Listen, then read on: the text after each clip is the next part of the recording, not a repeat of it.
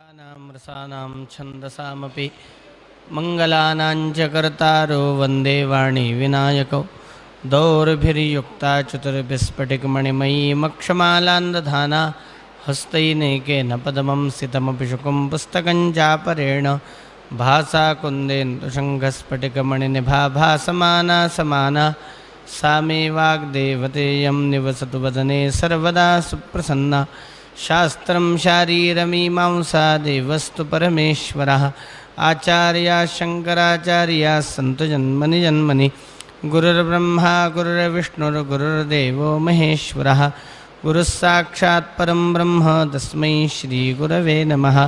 नमामि गंगे तव पादपङ्कजं सुरासुरैर्वन्दितदिव्यपङ्कजं भुक्तिं च मुक्तिं च ददासि नित्यं भावानुसारेण सदा नराणां विभूषितारङ्गरिपुत्तमङ्गा सद्यः कृतानैकजनार्तिभङ्गा मनोहरोत्तुङ्गजलत्तरङ्गा गङ्गा ममाङ्गान्यमलीकरोतु कल्याणानां निधानं कलिमलमथनं पावनं पावनानां पाथेयं यन्मुमुक्षोः सपदि परपदप्राप्तये प्रस्थितस्य विश्रामस्थानमेकं कविवरवचसां जीवनं सज्जनानां बीजं धर्मद्रुमस्य प्रभवतु भवतां भूतये रामनाम।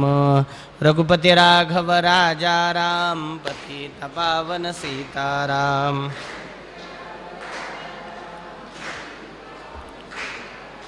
रघुपति राघव राजा राम पतितपावन सीताराम।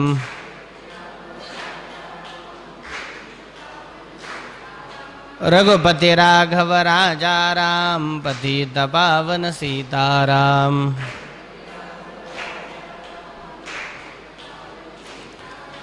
रघुपति राघव राजा राम पतितपावन सीताराम।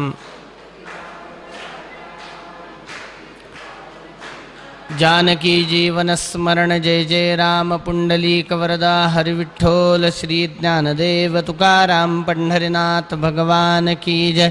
श्रीमज्जगद्गुरु शंकराचार्य महाराज की जय। राजाधिराज रामचंद्र भगवान की जय। महारुद्र हनुमान की जय। समर्थ रामदास स्वामी महाराज की जय। जय जय रघुवीर समर्थ पार्वती पते हर हर महादेव। गणपति बप्पा मोरया मंगलमूर्ति मोरया। गंगा माता की जय।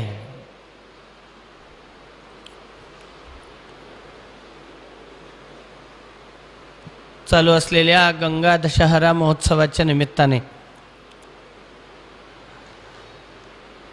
पंडितराज जगन्नाथ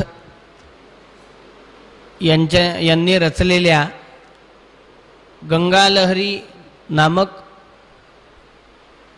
काव्यस्तोत्राचं रसग्रहण यथामती यथाशक्ती आपण करत आहोत। आजच्या श्लोकांच्या निरूपणाला प्रारंभ करत असताना काल 1 ते 9 ह्या 9 श्लोकांचं काही श्लोकांचं विस्ताराने आणि काही श्लोकांचं संक्षेपतः श्रवण आपण केलं।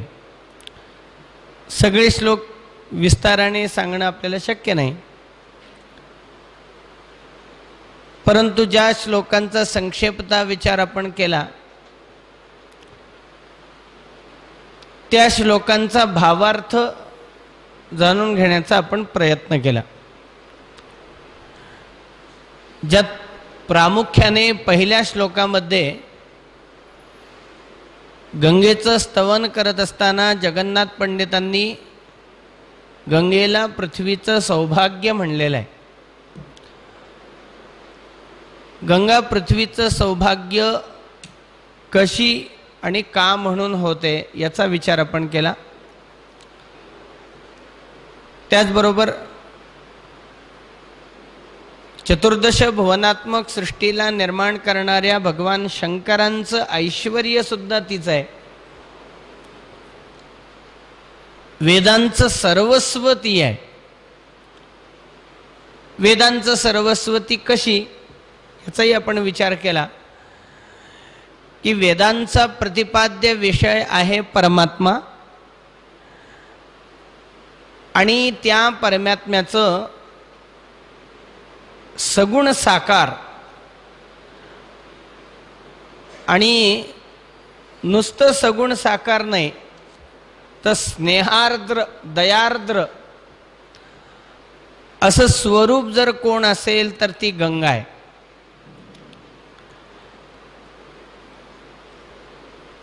बघा, आपण एका श्लोकामध्ये हेही पाहिलं, इंद्राला आपल्या ऐश्वर्याचा अभिमान झाला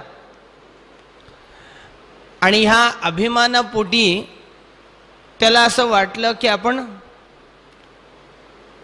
कोणालाही काहीही देऊ शकतो आणि कोणाकडूनही काही काढून घेऊ शकतो. आणि म्हणून गंगेच्या प्रवाहावरून विमानारूढ होऊन इंद्रदेवता जात असताना प्रवाहावरून काही कावळे चाललेले होते. इंद्राला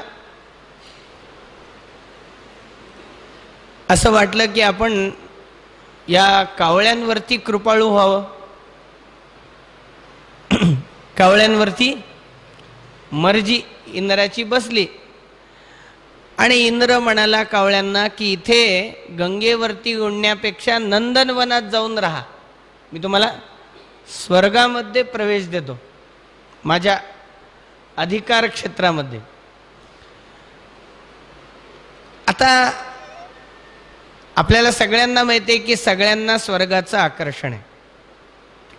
स्वर्ग सुखाची कामना किंवा स्वर्ग सुखाच्या कामनेनेच पुण्यकर्माला व्यक्ती प्रवृत्त असतो.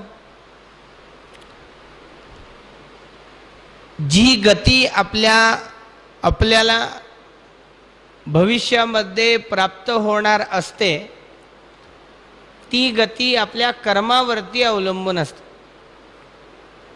स्वर्ग कोणाला प्राप्त होतो आणि नरकासारखी दुर्गती कोणाच्या वाट्याला येते याचं वर्णन आर्य चाणक्यांनी केलेले.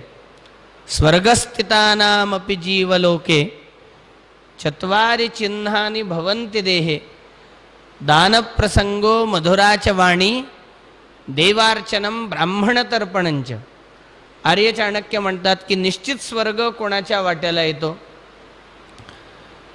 4 गोष्टी जिथे आपल्याला आढळतात त्याच्यामध्ये पहिली गोष्ट आहे आपल्या क्षमतेप्रमाणे दानधर्म. दुसरी गोष्ट आहे दुसऱ्याला न दुखवणारी वाणी. तिसरी गोष्ट आहे देवतार्चन, देवपूजा, संत सेवा, ब्राह्मण पूजन. आणि चौथी गोष्ट आहे ब्राह्मण सेवा. निश्चित नरक कोणाच्या वाट्याला येतो? अत्यंत कोपः कटुकाच वाणी परेषु मैत्री स्वजनेषु वैरम नीच प्रसंगो कुलहीन सेवा चिन्हानि देहे नरकस्थितानम. जो प्रमाणाबाहेर दुसऱ्यावरती राग करतो, कोप करतो, आपल्या वाणीने जो दुसऱ्याला दुखावतो, परक्याशी मैत्री करतो, स्वजनांशी वैर करतो, कोणत्याही थराला जाऊन पाप करतो आणि दुष्ट दुर्जनाची संगत करतो, त्याला नरकाची प्राप्ती होते. मी हे कशा करता सांगतोय? ही स्वर्ग सुखाच्या कामनेने सज्जन व्यक्ती सत्कर्मामध्ये नेहमी रममाण असतो. सत्कर्माच्या योगाने स्वर्ग सुखाची प्राप्ती होते आणि ते सत्कर्म न करता त्या कावळ्यांना इंद्राकडून आयतं स्वर्ग सुख मिळत होतं. इंद्राला वाटलं की आपला हा प्रस्ताव कावळे स्वीकारतील. परंतु इंद्राचा नक्षा कावळ्यांनी तो प्रस्ताव न स्वीकारून एका क्षणात उतरला. कावळे म्हणतात की आज तू आम्हाला स्वर्गात पाठवतोयस, तुझी मर्जी आहे म्हणून. उद्या तुझी मर्जी फिरली तुम्हाला हाकलून देशील. बरं, ज्या स्वर्गामध्ये आम्ही जाऊ ते स्वर्गाचं सुख पुण्यवंताला सुद्धा शाश्वत नाही. नाथमहाराजांनी वर्णन केले की अमर अमृतपान करती तेही शेखी मरुनी जाती.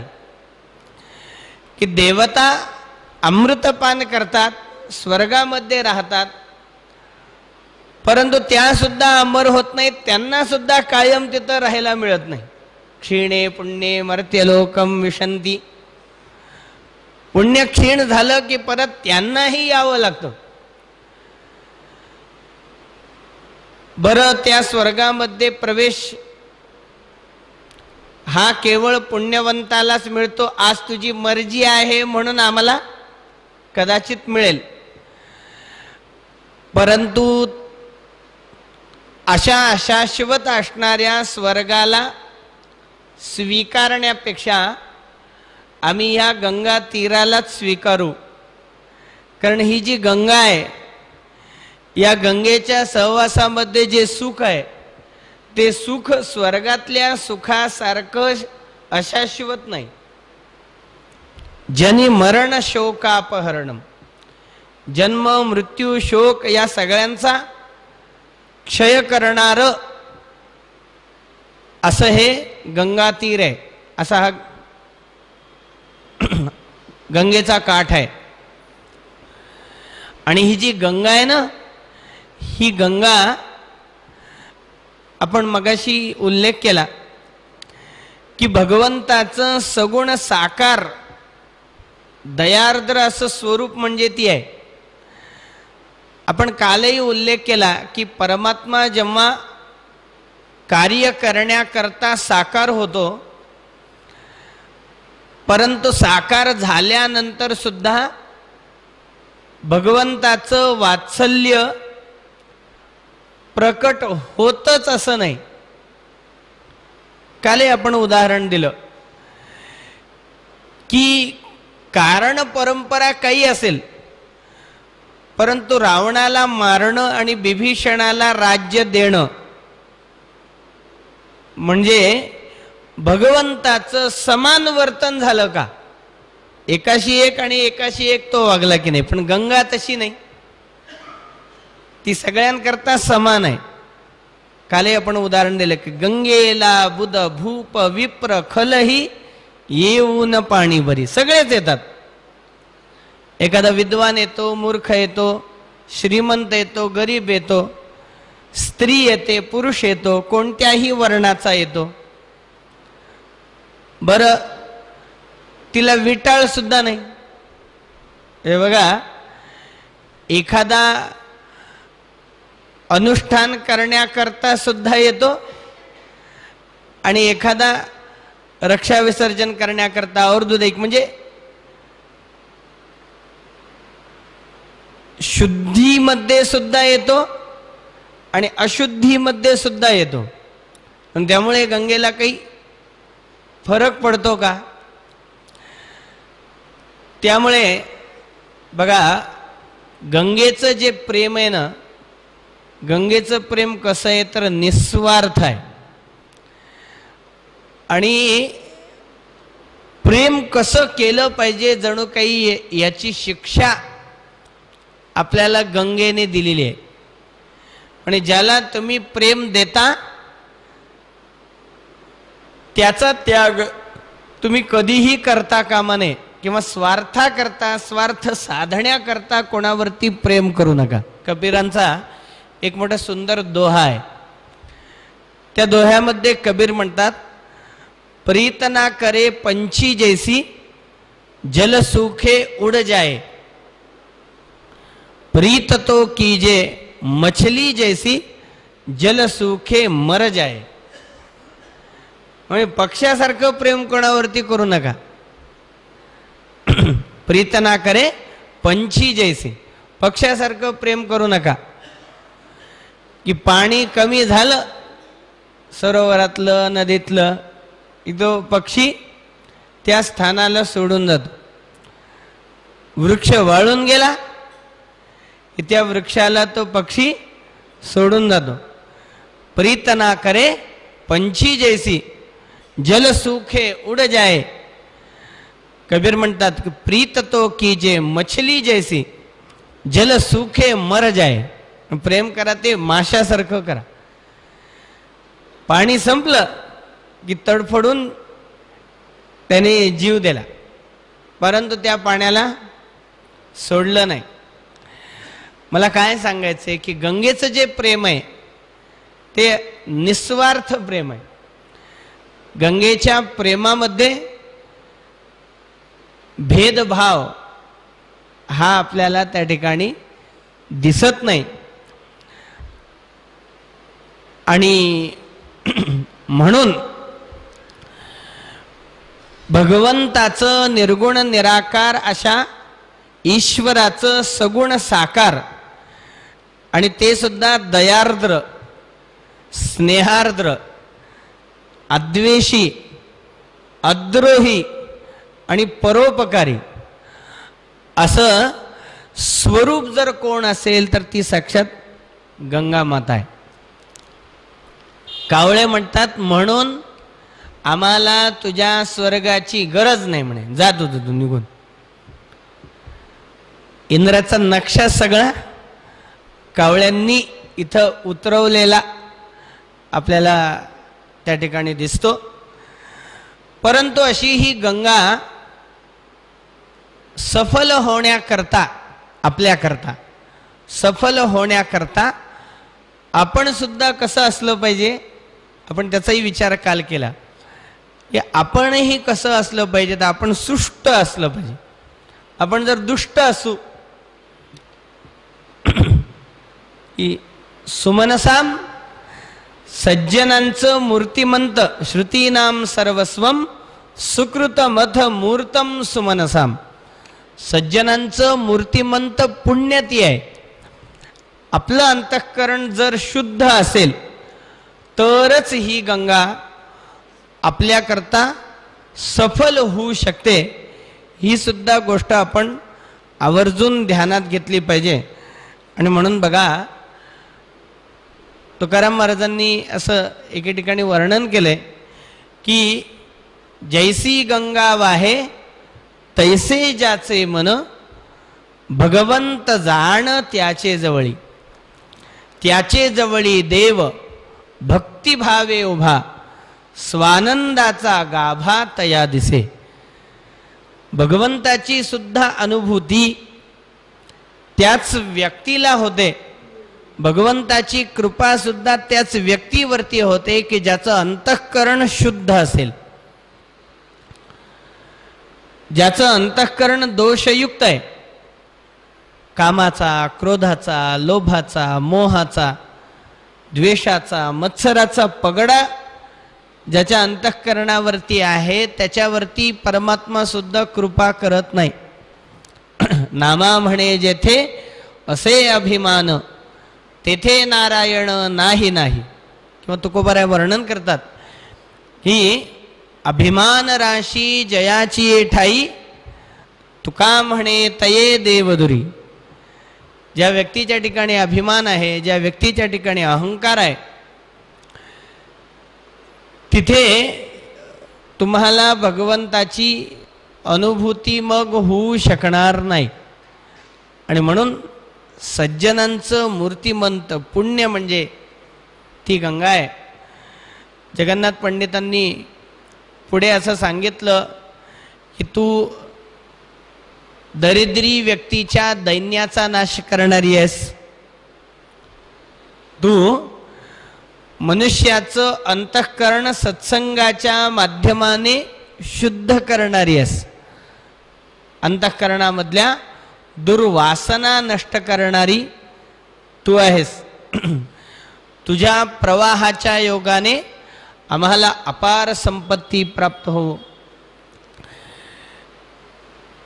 गंगेच्या पाण्याला ज्या लाटा आहेत त्या लाटा म्हणजे लाटा नसून पार्वतीच्या रोषाने गंगेचं ते थरथर कापणं आहे, अशी एक सुंदर कल्पना त्या ठिकाणी करण्यात आली. जगन्नाथ पंडित म्हणतात की आई, माझ्यासारख्या व्यक्तीचा त्याग करणं तुला शक्य नाही, कारण जर तू केलास तर तुझा स्वभाव सोडून तू वागलीस असं सिद्ध होईल. तुझ्यावरती मी अवलंबून आहे ना, तुझ्यावरती अवलंबून राहून मी सगळ्यांची उपेक्षा केली, कोणालाच गिणलं नाही. तवालंबादंब स्फुरदलगुगरवेण सहसा मया सर्वे वज्ञा सरणिमथनीता सुरगणाः इदानीमौदास्यं भजसि यदि भागीरथि तदा निराधारो हारो दिमी कथय केशाम्य पुरा. कोणावर समोर मी जाऊन रडू म्हणू? नको मजसी मोकलू मदीय हीच यांच्या करी मुलास अवलोकिता जननी काय रोषादरी. आईचे दोष, मुलाचे दोष जर आईने पाहायला सुरुवात केले तर जग कसं चालेल? बघा, ती एक कथा सांगितली जाते की आईला म्हणजे सगळ्यात सुंदर ते कसंही असलं ते आईला आपलं मूल सगळ्यात सुंदर वाटत असतं.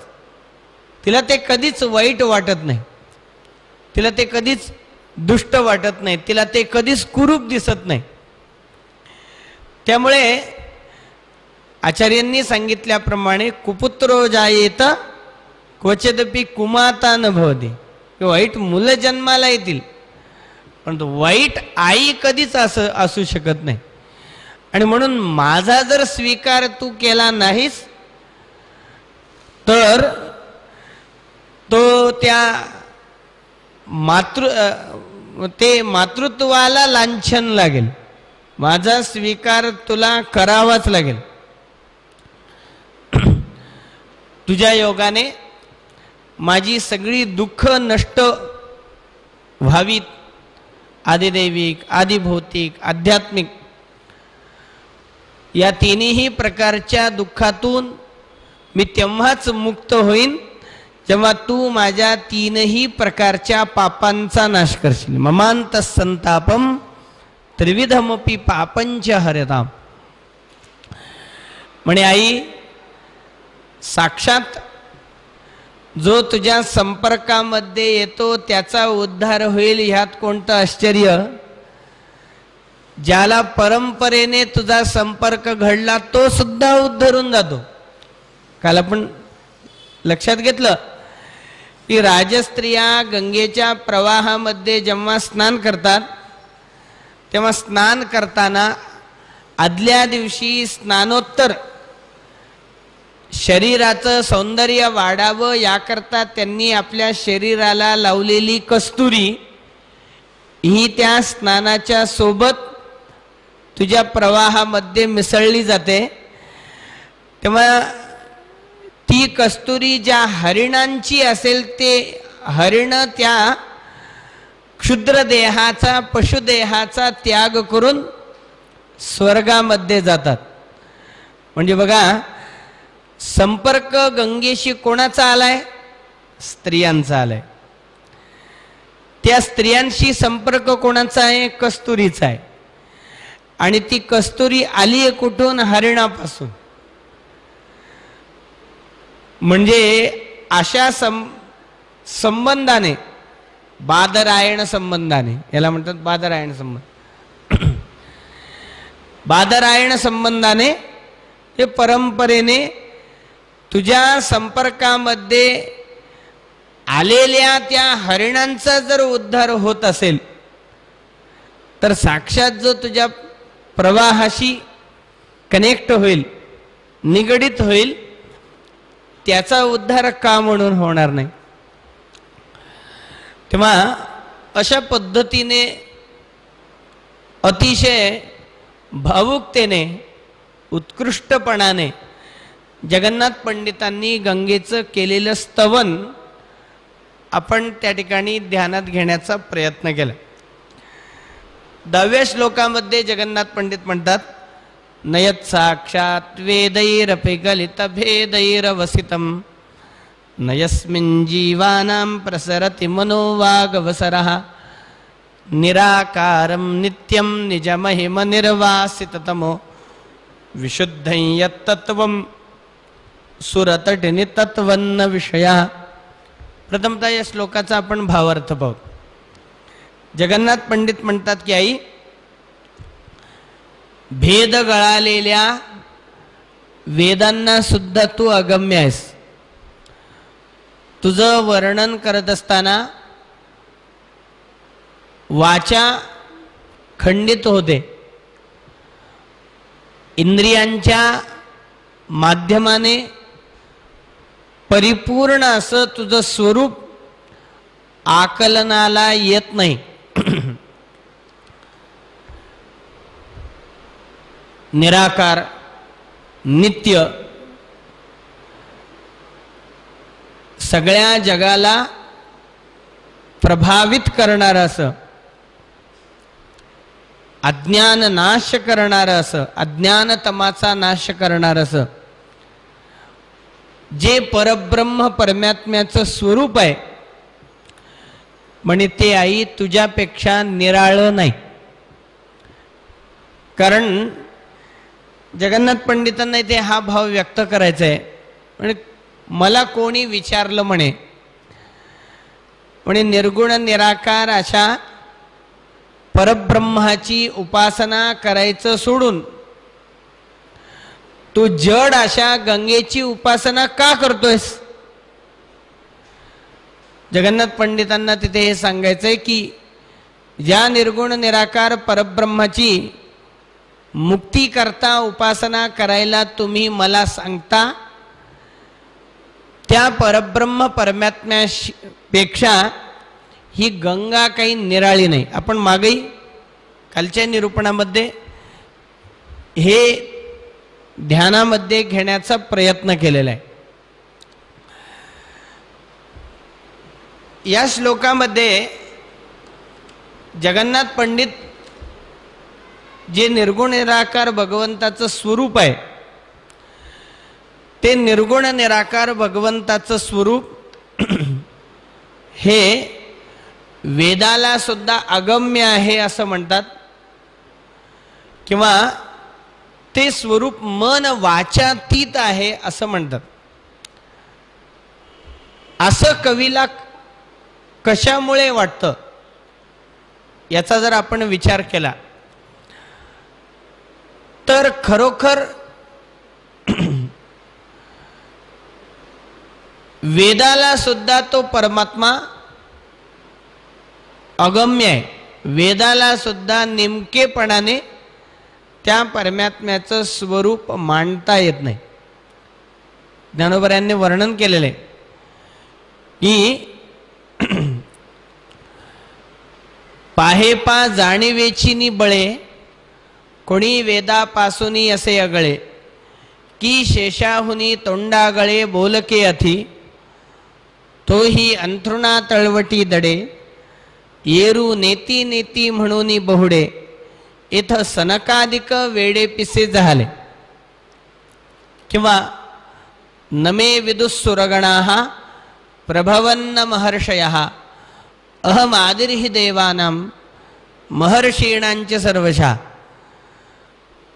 दव्या विभूती योगामधल्या श्लोकावरती तिसऱ्या श्लोकावरती विवरण करत असताना ज्ञानोबा यांनी वर्णन केले की एथ वेद मुके पिसे जहाले मन पवन पांगुळले राती विण मावळले रवी शशी जेथ. भगवंताचं वर्णन करत असताना वेद मुके होतात, ते नेती नेती असं म्हणू लागतात. मी नेहमी सांगत असतो की नेती नेती याचा अर्थ असा नाही असा नाही असा नाही. हे तिसरा असा नाही म्हणजे थोडं वेगळं आहे. असा नाही असा नाही असा नाही नेती नेती याचा अर्थ नाही. पण नेती नेती म्हणजे काय? तो असाच आहे असं वेदालाही म्हणता येत. कारण प्रत्येकाला वेगवेगळी अनुभूती की नाही. ये यथा माम प्रपद्यन्ते तांस्तथैव भजाम्यहम्. जो मला जसा पाहतो तसा मी त्याच्या अनुभूतीला येतो. असे हो जया अंतरी भाव जैसा, वसे हो तया अंतरी देव तैसा. अनन्यास रक्षित से चाप पाणी, नुपेक्षी कदा रामदासाभिमानी. श्रीराम जय राम जय जय राम. ज्याच्या अंतःकरणामध्ये जसा भाव असेल परमात्म्याची त्याला तशी अनुभूती होते. श्रीमद भागवतामध्ये वर्णन आहे की जेव्हा कंसमामाच्या निमंत्रणादाखल मथुरेमध्ये होणाऱ्या उत्सवाच्या निमित्ताने भगवान परमात्मा बलराम दादांच्या सह मथुरेमध्ये आले आणि होणाऱ्या उत्सवाच्या निमित्ताने जी कुस्तीची स्पर्धा कंसाने आयोजित केलेली होती ती स्पर्धा पाहण्याकरता बलराम दादांच्या सह जेव्हा रंगशाळेमध्ये भगवंतांनी प्रवेश केला. शुकाचार्य परीक्षिती राजाला वर्णन करतात, भगवंतांनी रंगशाळेमध्ये प्रवेश केल्यानंतर त्या रंगशाळेमध्ये भगवंताच्या येण्यापूर्वी असलेल्या सगळ्या लोकांनी रंगशाळेमध्ये प्रवेश करणाऱ्या कृष्णाला पाहिलं. सगळ्यांचं लक्ष कृष्णाकडे गेलं, परंतु येणारा तो कृष्ण प्रत्येकाला वेगवेगळा दिसला. मल्लानाम शनरनृणाम नरवर स्त्रीणाम स्मरो मूर्तिमान. कोपानां स्वजनो सतां क्षतिभुजां शास्ता स्वपित्रो शिशुः. मृत्युर्भोजपते विराट विदुषां तत्वं परयोगिनां. वृष्णीनां परदैवतेति विदुषो रंगंगतः साग्रजः. प्रत्येकाला तो वेगवेगळा दिसला. जे देशोदेशीचे पैलवान आलेले होते त्यांना वाटलं या कुस्तीची स्पर्धा, ही कुस्तीची स्पर्धा सगळ्यांना हरवून हात जिंकेल. लग्नाला आलेल्या मुलींना तो कामदेवासारखा वाटला, पुत्रवती स्त्रियांना तो मुलाप्रमाणे दिसला, यादवांना तो आपला कुटुंबीय वाटला, गोपांना तो आपला मित्र म्हणून दिसला, ऋषीमुनींना परब्रह्म परमात्म्याचं दर्शन झालं, देशोदेशीच्या राजा महाराजांना आपला तो सार्वभौम सम्राट वाटला आणि कंसाला साक्षात यमरूपात दिसला. ज्याच्या अंतःकरणामध्ये जसा भाव, भगवंताची अनुभूती त्याला तशा पद्धतीने तशा प्रकारे झाली. आणि म्हणून नेती नेती असं जे वेद म्हणतो याचा अर्थ हा आहे की तो असाच आहे असं वेदाला सुद्धा सांगता येत नाही. एथ वेद मुके पिसे झाले. ज्ञानोबाराय म्हणतात की भगवंताचं वर्णन करत असताना वेद मुका होतो. मन पवन पांगुळले राती विण मावळले रवी शशी जेथ. वेदाला सुद्धा तो अगम्य कसा आहे मोठ्या सुंदर दृष्टांताने ज्ञानेश्वर महाराजांनी सांगितलेलं आहे. महाराज म्हणतात की आगा उदरीचा गर्भू जैसा न देखे आपलिये मातेची वयसा. मी आघवे या देवा तैसा नेणवे काही. आणि जलचरा उददीचे मान मशका नोलांडवेची गगन. टीवी तैसे महर्षींचे ज्ञान नेणे माते. एखाद्या गर्भाला एखादी स्त्री आपल्या उदरामध्ये धारण करते. आपल्या आईच्या उदरामध्ये वाढणारा तो जीव जो आहे, तो शिशु जो आहे, तो आपल्या आईचं वय जाणू शकतो का? आपली आई 20 वर्षाची आहे, 22 वर्षाची आहे, 24 वर्षाची आहे. अगा उदरीचा गर्भू जैसा न देखे आपलिये मातेची वयसा. उदरामध्ये वाढणारा तो गर्भ जसा आपल्या आईचं वय जाणू शकत नाही तेवी महर्षींचे ज्ञान तेवी नेणे माते, त्याप्रमाणे मोठमोठ्या ऋषी मुनींना सुद्धा तो कळू शकत नाही, वेदाला सुद्धा तो कळत नाही. आणि जलचरा उदधीचे मान, मशका नोलांडवेची गगन. म्हणजे समुद्रामध्ये वाढणाऱ्या राहणाऱ्या जलचराला तो अथांग सागर माग टाकणं शक्य आहे का? एखाद्या माशीला समग्र आकाश ओलांडणं शक्य आहे का? तसं भगवंताचं स्वरूप वेदाला सुद्धा कळणं शक्य नाही. इथे वेदाला कळत नाही,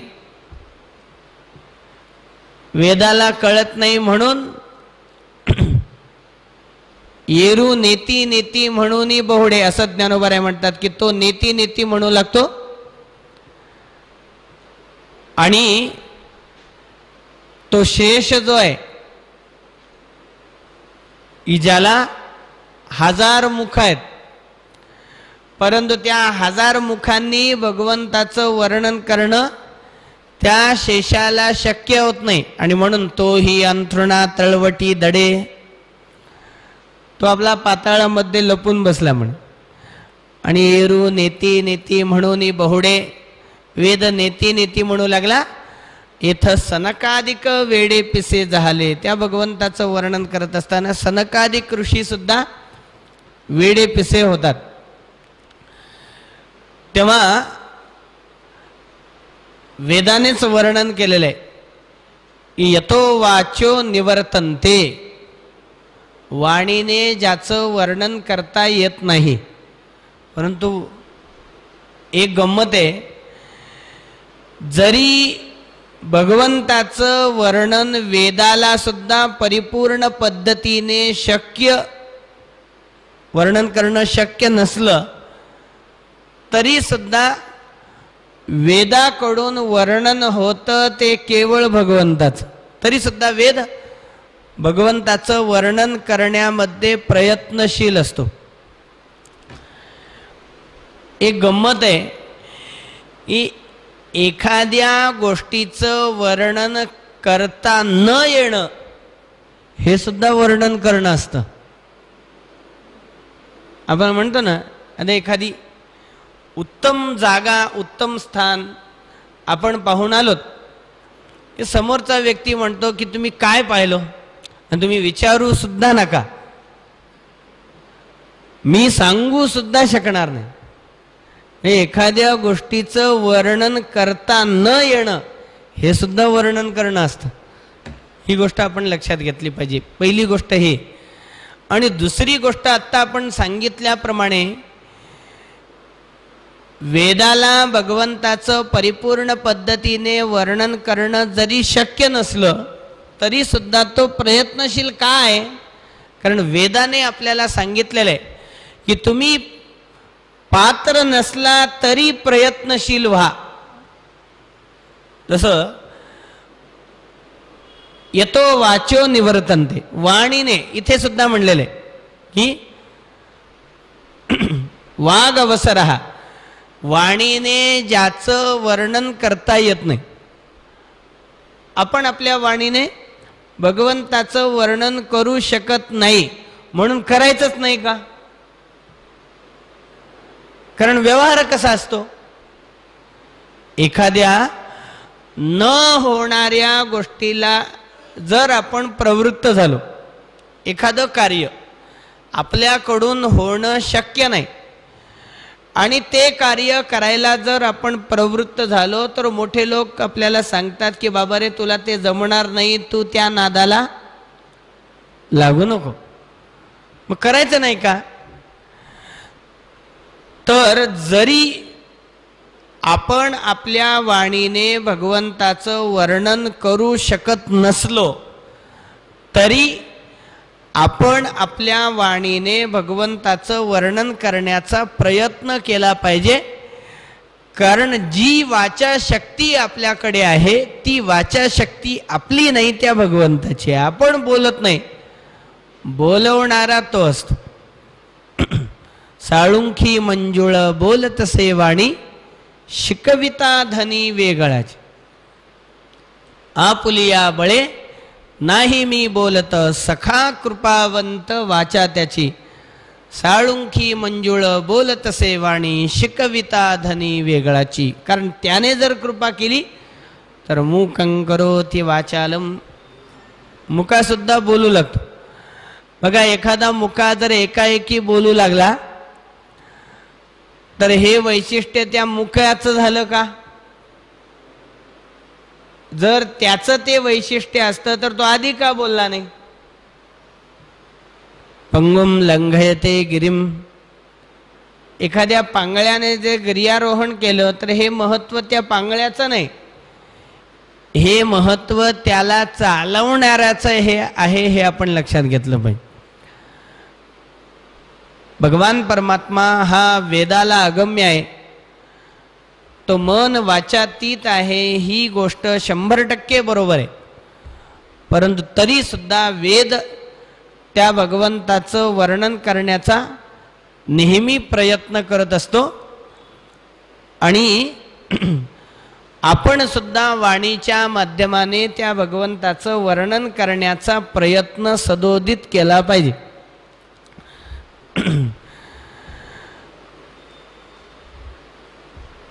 त्या भगवंताला प्राप्त करण्याचा आपण प्रयत्न केला पाहिजे.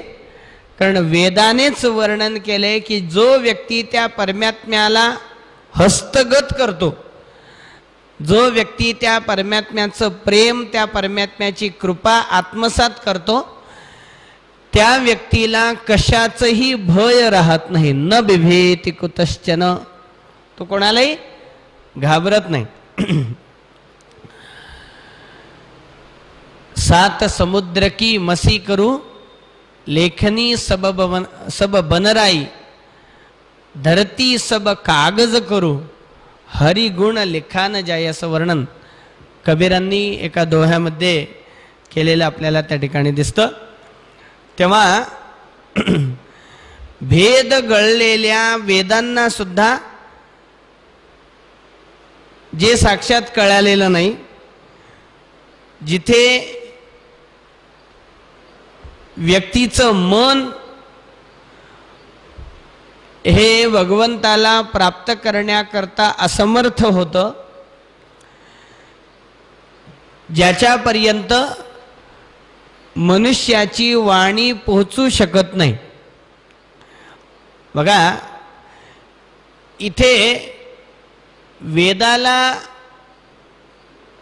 जगन्नाथ पंडितांनी एक विशेषण दिलेलं आहे, गलित भेदैरवसितम. तो वेद कसा आहे? तर भेद भावना नष्ट झालेला. आज काही वेदनिंदक जे आहेत, समाज सुधारणेच्या नावावर ते वेदाची, आपल्या शास्त्रांची काय करतात? उपेक्षा करतात. की आपल्या शास्त्रांनी, वेदांनी भेदभाव केला आणि म्हणून म्हणजे तो विरोध इतका विकोपाला जातो की त्या ग्रंथांना जाळण्यापर्यंत आपली मजल जाते. परंतु कसं आहे, असे जे सगळे पुरोगामी दुष्ट लोक असतात ना, ते फक्त तेवढंच वाक्य घेतात, त्याच्या मागचा पुढचा संदर्भ काही पाहतच नाहीत. मनुस्मृतीच्या संबंधाने मनु महाराजांनी म्हणलं की नस्त्री स्वातंत्र्यम रहती, स्त्रिया कधी स्वतंत्र होऊ शकत नाहीत. आणि एवढंच घेतलं फक्त. परंतु त्या स्त्रियांना सन्मान मनुने जेवढा दिलाय तेवढा कोणीच दिलेला नाही. काय म्हणतात तेच म्हणू, नस्त्री स्वातंत्र्यम रहती, स्त्री कधी स्वतंत्र होऊ शकत नाही. कारण कसं आहे, आज आपण अज्ञानामुळे म्हणा, अभिमानामुळे म्हणा, निरनिराळ्या लोभांमुळे म्हणा, दोषांमुळे म्हणा, स्वातंत्र्य आणि स्वैराचार याच्यातलं अंतरच विसरून बसलेलो आहोत. आज आपण स्वातंत्र्य म्हणजे काय म्हणतो? स्वातंत्र्य म्हणजे स्वैराचार म्हणजे स्वातंत्र्य. मनाला येईल तसं वागणं म्हणजे स्वातंत्र्य आहे. परंतु भगवंतानी एवढा जो अनमोल देह आपल्याला दिलाय, भगवंतानी आपल्याला बुद्धिमत्ता दिलेली आहे, त्या बुद्धिमत्तेच्या जोरावरती आपल्या ठिकाणी ज्या कमतरता होत्या त्या सगळ्या कमतरता नष्ट करण्याकरता म्हणून आपण प्रयत्नशील झालो. मी नेहमी उदाहरण देत असतो की इंद्रियांचं सामर्थ्य तीक्ष्ण असणारे आपल्यापेक्षा अनेक जीव आहेत. तुम्ही मला सांगा, जो वेग शहामृगाकडे आहे तो वेग आपल्याकडे आहे का? जी दृष्टी घारीला आहे ती दृष्टी आपल्याकडे आहे का? जी पचनशक्ती अजगराची आहे ती पचनशक्ती आपल्याकडे आहे का? म्हणजे इथे आपण कमी आहोत की नाही ह्यांच्यापेक्षा? भगवंतानी आपल्याला बुद्धिमत्ता दिली, त्या बुद्धिमत्तेच्या जोरावरती या सगळ्या कमतरता भरून काढण्याचा आपण प्रयत्न करू लागलो. शहामृगाचा वेग नव्हता, आपण बुद्धिमत्तेच्या जोरावर गाडी निर्माण केली, शहामृगाचा वेग मिळवला की नाही? आपण पक्षाप्रमाणे आकाशात जाऊ शकत नव्हतो, आपण विमान निर्माण केलं, पक्षाप्रमाणे आपण आकाशामध्ये सुद्धा जाऊ लागलो. तीक्ष्ण दृष्टी आपल्याकडं घारीसारखी नव्हती, आपण दुर्बीण निर्माण केली, ती तीक्ष्ण दृष्टी सुद्धा मिळवण्याचा आपण काय केला? प्रयत्न केला. मला काय सांगायचंय की ह्या सगळ्या असलेल्या कमतरता भरून काढण्याचा बुद्धिमत्तेच्या जोरावरती आपण, ईश्वराने दिलेल्या बुद्धिमत्तेच्या जोरावरती आपण काय केला? प्रयत्न केला. भगवंतानी आपल्याला बुद्धिमत्ता दिलेली आहे, भगवंतानी आपल्याला वेगळ्या अनेक गोष्टी दिलेल्या आहेत, परंतु वागण्याचं स्वातंत्र्य देवाने आपल्याला दिलंय का? वागण्याचं स्वातंत्र्य देवाने आपल्याला दिलेलं नाही.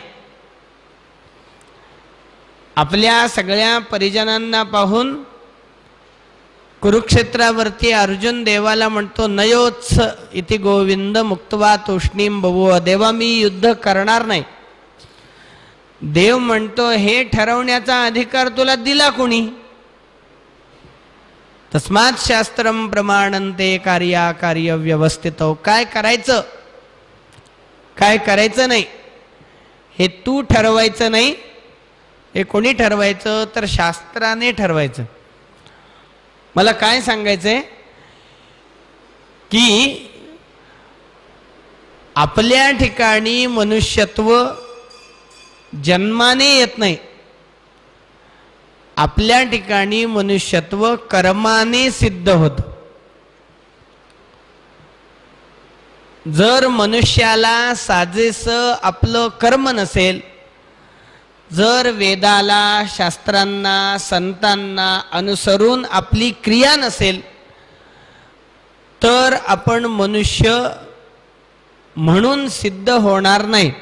मनुष्यत्व आपल्या ठिकाणी सिद्ध होणार नाही.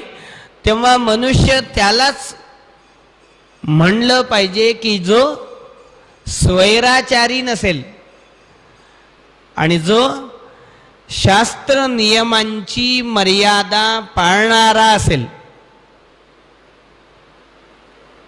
जेव्हा आपण नियम सोडून वागतो तेव्हा कधीच आपलं भलं होत नाही. भले कधी न होयते नियम टाकुनी वर्तता, अकाली घनवर्षाल्या कुठून पावतो मान्यता. म्हणून जगी वर्तने नियमते करोनी आधी, आल्यास तिथी पौर्णिमा शशी नभा त्यजी का कधी. महाराज म्हणतात दसगुण महाराज की जो नियम सोडून वागतो त्याचं कधीही भलं होत नाही. अकाली घन वर्षल्या कुठून पावतो मान्यता. बघा सगळ्या शेतकऱ्यांच्या शेतशिवारांमध्ये पीक बहरून आलेली आहेत. या परिस्थितीमध्ये म्हणजे हाताला पीक आलं असता त्याच्यावरती जर पाऊस पडला तर शेतकरी त्या पावसाच्या नावाने शंखच करतील की नाही. अकाली घन वर्षल्या कुठून पावतो मान्यता. आणि म्हणून भले कधी न हो यते नियम टाकूनी वर्तत. मी हे कशा करता सांगतोय की आज स्वैराचाराला आपण स्वातंत्र्य म्हणू लागलो. आणि स्वैराचाराला स्वातंत्र्य म्हणू लागलो आणि म्हणून मनूने सांगितलेल्या त्या स्त्रियांच्या विषयीच्या वचनाचा आणि परिणामे मनूचा आपण तिरस्कार करू लागलो की न स्त्री स्वातंत्र्य मरती. याचा अर्थ स्त्रियांना कमीपणा दिलेला आहे, स्त्रियांना मोठेपणा दिलेला नाही असा थोडाच आहे. मागचा पुढचा मगाशी मी सांगितल्याप्रमाणे संदर्भ घेतच नाहीत. न स्त्री स्वातंत्र्य मरहती स्त्रियांना उद्देशून म्हणणारा तोच मनू म्हणतो यत्र नार्यस्तु पूज्यन्ते रमन्ते तत्र देवताः. की जिथे स्त्रियांचा सन्मान होतो देवता सुद्धा तिथेच राहतात. जामयो यानि गेहानि शपन्त्य प्रतिपूजितः तानि कृत्या हतानीव विनश्यन्ति समन्ततः. की ज्या घरामध्ये छळवादामुळे स्त्रीचा अपमान होतो, स्त्रीला दुःख भोगावं लागतं, तिच्या नेत्रातून अश्रुपात होतो, ते घर एखाद्या राक्षसिणीकडून नष्ट झाल्याप्रमाणे नष्ट होतं. हेच मनूचे शब्द आहेत स्त्रियांच्या संबंध. मी हे कशा करता सांगतोय. या स्वैराचाराच्या लोभापायी वेदाला सुद्धा भेद दृष्टीने पाहिलं जातं, परंतु वेदा एवढी अभेद दृष्टी कुठेही नाही. बघा वेदाने जे परमात्म्याचं वर्णन केलेलं आहे ते कसं आहे, उपनिषदांनी जे परमात्म्याचं वर्णन केलेलं आहे ते कसं आहे. एकमेवा द्वितीयं ब्रह्म. ते जे परब्रह्म परमात्म्याचं स्वरूप आहे ते कसं आहे म्हणे एकमेवा द्वितीय की किंवा एकम सत विप्राः बहुधा वदन्ति इंद्रम मित्रम वरुणमग्निमाहुरथो दिव्यस्य सुपर्णो गरुत्मान एकम सद्विप्रा बहुधा वदन्त्यग्नियमम्मा तरिश्वानमाहुः. बघा इंद्र चंद्र सूर्य वरुणम अग्निमाहुः निरनिराळ्या नावाने त्या परमात्म्याला संबोधलेलं जातं. तो परमात्मा एकच आहे, परंतु उपाधी भेदाने कार्यभेदाने निरनिराळी कार्य त्याला करायची असल्यामुळे निरनिराळी स्वरूप तो धारण करत असतो. एकच असलेल्या त्या परमात्म्याला निरनिराळ्या नावांनी संबोधलं जातं. बघा असं वर्णन आहे की एको देवः बहुधा सन्निकृष्टः एकस्सन बहुधा विचारः. तो एकच आहे, एकच असलेला तो अनेक रूपामध्ये आपल्याला जाणवत असतो.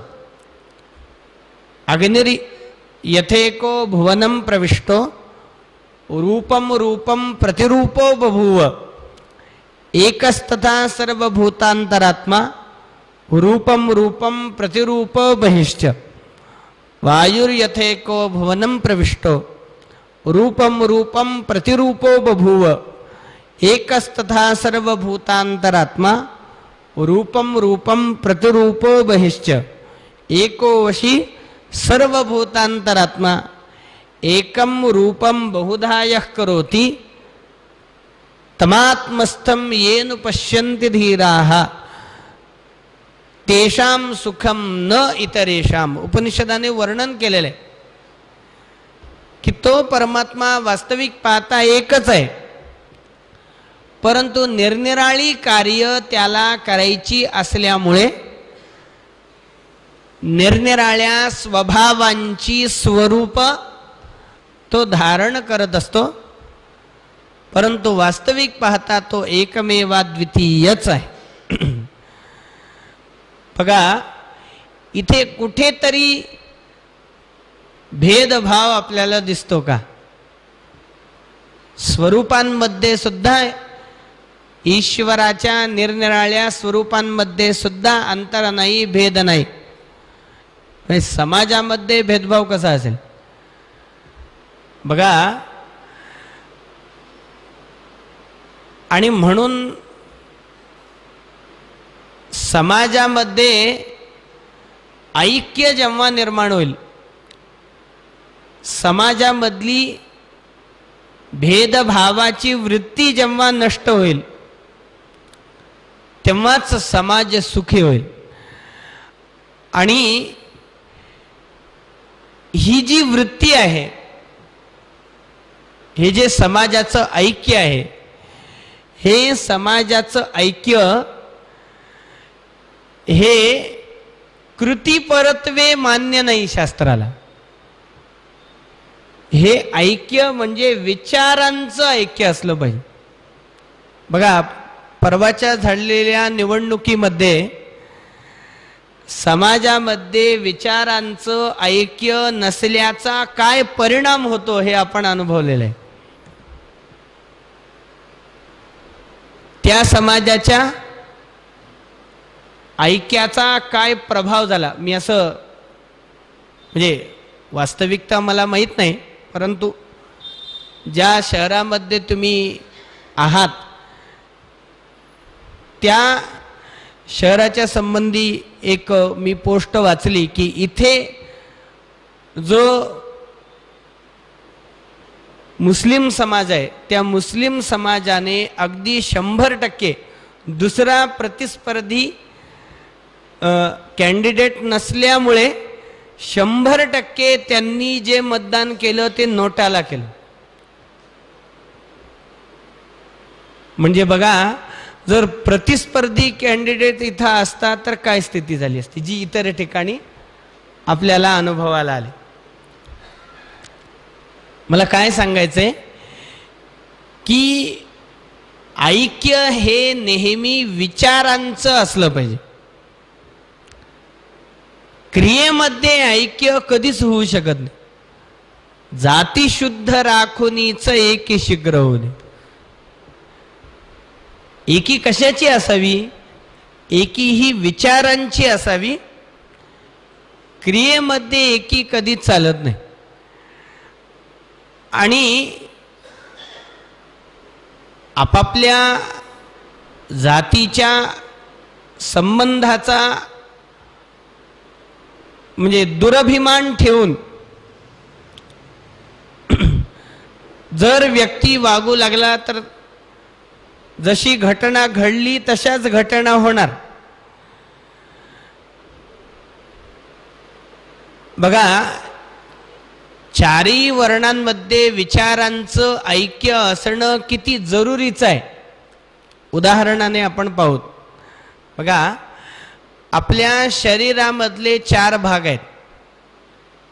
एक भाग आहे डोक्याचा, एक भाग आहे हातांचा, एक भाग आहे मांड्यांचा आणि एक भाग आहे पायांचा.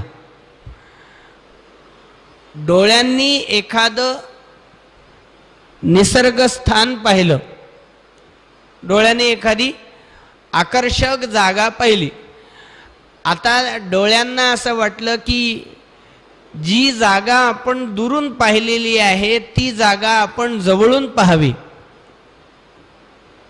डोळ्यांना इच्छा निर्माण झाली, पण डोळे जाऊ शकतात का? जावं कोणाला लागेल? पायांना जावं लागेल की नाही? म्हणजे डोळ्यांचं सुख पायावरती अवलंबून आहे की नाही? पायामध्ये काटा मोडू नये, पायाला इजा होऊ नये, दुखापत होऊ नये, दुःख होऊ नये, याची खबरदारी कोणी घेतली पाहिजे? डोळ्यांनी घेतली पाहिजे की नाही? मला काय सांगायचंय की डोळ्याचं सुख पायावरती अवलंबून आहे आणि पायाचं सुख डोळ्यावरती अवलंबून. हे सगळे कसे आहेत? हे परस्परावलंबी आहेत. आणि ह्यांच्यात जर संघर्ष निर्माण झाला तर ते शरीर कसं टिकून राहील? आणि म्हणून विचारांचं ऐक्य हे समाजामध्ये निर्माण होणं अतिशय जरुरीचं आहे. तेव्हा अभेद दृष्टी, अभेद बुद्धी जर कुठे असेल तर ती परिपूर्ण पद्धतीने आपल्याला वेदाच्याच ठिकाणी दिसते. आणि म्हणून जगन्नाथ पंडित इथं वेदाचं जे वर्णन करतात, म्हणे हा वेद कसा आहे, तुझं परिपूर्ण पद्धतीने वर्णन करू न शकणारा तो वेद कसा आहे? गलित भेदैरवसितम. त्या वेदाची भेद दृष्टी सगळी नष्ट झालेली आहे. न यस्मिन् जीवानां प्रसरति मनोवागवसरः. की वेद परिपूर्ण पद्धतीने म्हणजे गलित भेद झालेला तो वेद, ज्याची भेददृष्टी नष्ट झालेली आहे असा जो वेद, ज्या परमात्म्याचं परिपूर्ण पद्धतीने वर्णन करू शकत नाही, ज्याच्यापर्यंत मन पोहोचू शकत नाही, ज्याच्यापर्यंत बुद्धी जाऊ शकत नाही, ज्याच्यापर्यंत वाणी पोहोचू शकत नाही, असं जे भगवंताचं स्वरूप आहे ते कसं आहे? निराकारम नित्यम निजमहिम निर्वासिततमो. असं जे भगवंताचं स्वरूप आहे ते कसं आहे? म्हणजे पहिलं निराकार, पहिलं स्वरूप सांगितलं भगवंताचं निराकार. दुसरं स्वरूप सांगितलं नित्य. निराकार असं, नित्य असं, आणि आपल्या महात्म्याने अज्ञान अंधकार नष्ट करणारं निज महिम निर्वासिततमो.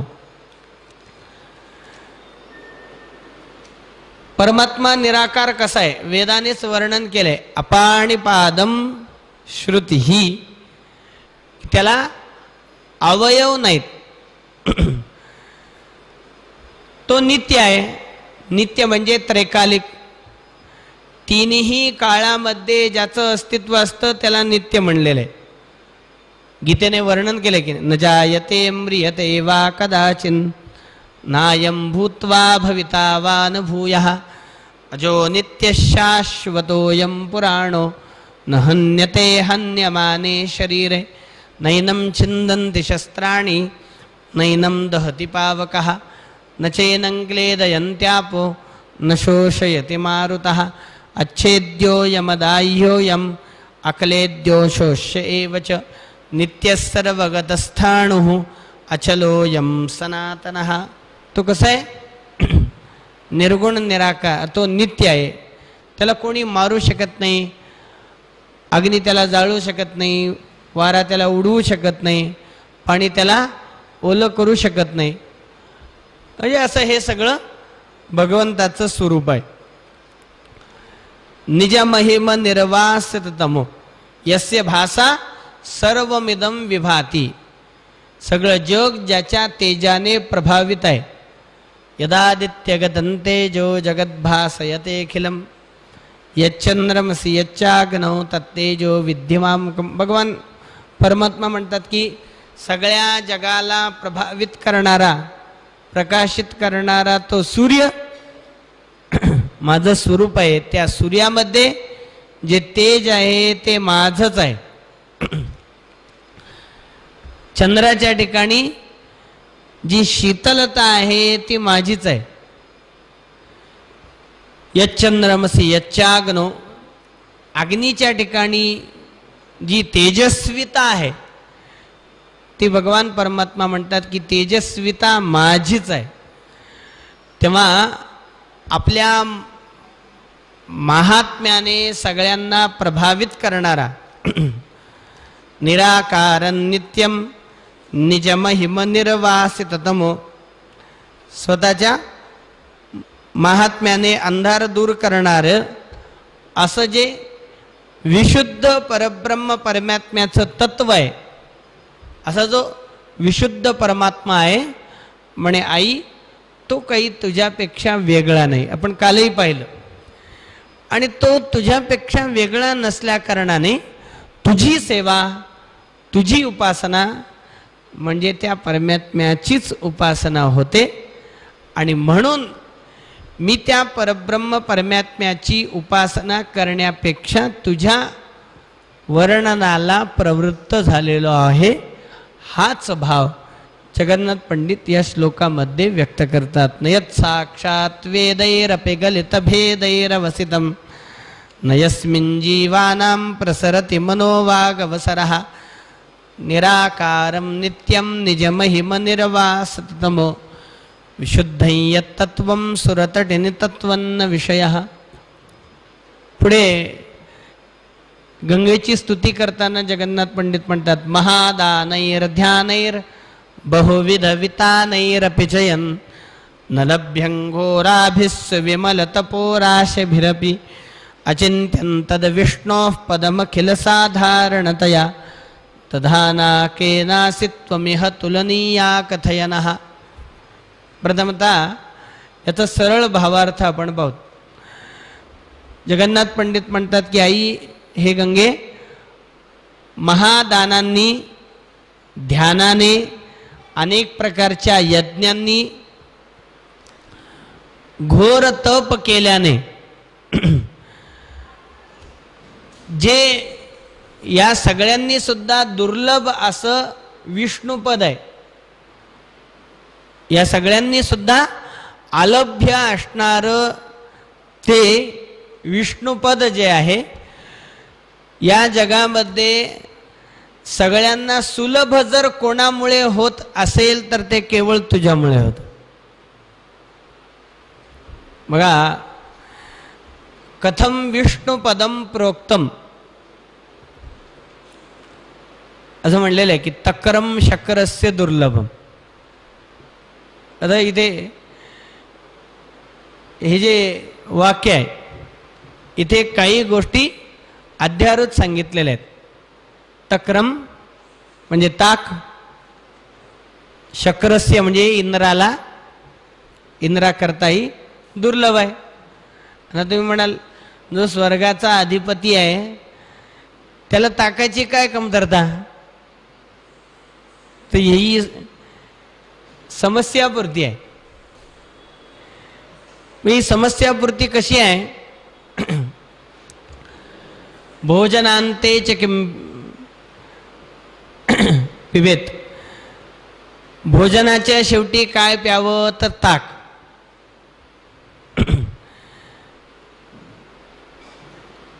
पुढे शक्रस्य जयंत कस्य वै सुतः.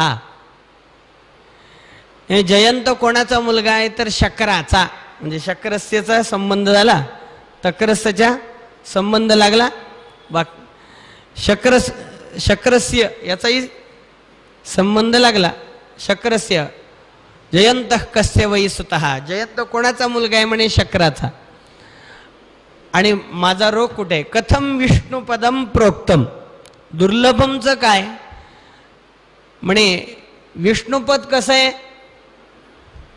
आता इथे विष्णुपद याच्यातून आपल्याला दोन्ही गोष्टी घेता येतात. एक तर विष्णुपद म्हणजे वैकुंठ, किंवा विष्णुपद म्हणजे भगवंताची चरण. भगवंताची चरण प्राप्त होणं सहज सोपं आहे का? माणसाचे दोष केव्हा संपतात?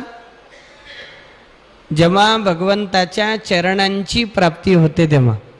दोषरे जातील अनंत जन्मीचे, पायत्या देवाचे न सोडावे. जेव्हा आपण भगवंताच्या चरणांचा आश्रय घेतो तेव्हा आपण सर्व दोषातून मुक्त होतो. तुका म्हणे तुझ्या चरणांची पाखर, तुकोबाराय वर्णन करतात.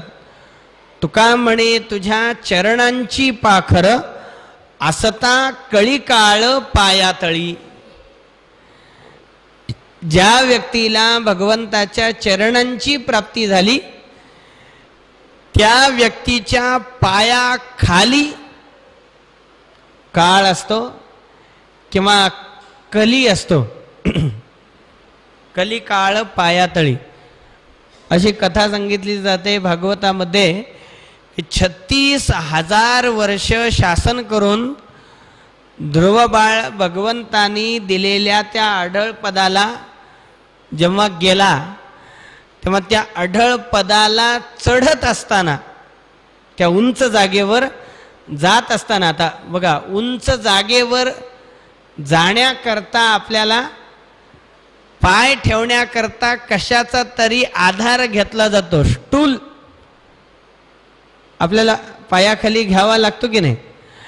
तर त्या भगवंतांनी दिलेल्या उच्च अशा त्या स्थानाला जाण्याकरता ध्रुवानी स्टूल म्हणून पाय ठेवण्याकरता कोणाला बोलवलं होतं? तर काळाला बोलवलं होतं. काळाच्या मस्तकावर पाय ठेवून ध्रुवबाळ त्या अढळ पदाला गेला असं वर्णन भागवतामध्ये आपल्याला पाहायला मिळतं.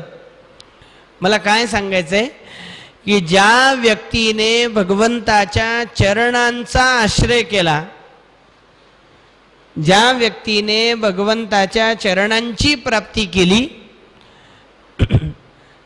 त्या व्यक्तीच्या पायाखाली काळ येतो. तुका म्हणे तुझ्या चरणांची पाखर, असता कळीकाळ पायातळी.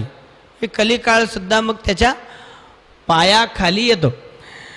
तेव्हा विष्णुपद याच्यातून आपल्याला वैकुंठही घेता येतं आणि विष्णुपदातून भगवंताची चरण कमले ती सुद्धा आपल्याला घेता येतात. बघा भगवंताच्या चरणांचा फार मोठा महिमा आहे. जगद्गुरु शंकराचार्यांनी मणिरत्नमालेमध्ये एक प्रश्न उपस्थित केलाय सुरुवातीलाच. अपार संसार समुद्रमध्ये निमज्जतो मे शरणम किमस्ति. हा प्रश्न आचार्यांनी केला की अथांग संसार समुद्रातून तरुण जाण्याचा उपाय काय? हा प्रश्न आचार्यांनी उपस्थित केला आणि त्या प्रश्नाचं उत्तर दिलं विश्वेश पादांबुज दीर्घ नौका. भगवंताची चरण कमल या संसार समुद्रामध्ये तरुण आपल्याला नेणारी नौका आहे. भगवंताच्या चरणांचा फार मोठा महिमा आहे. भगवंताच्या चरणांवरती काही चिन्ह आहेत. कशा कशाचे चिन्ह आहे? वज्रांकुश ध्वज सरोरुह लांछनाढ्यम.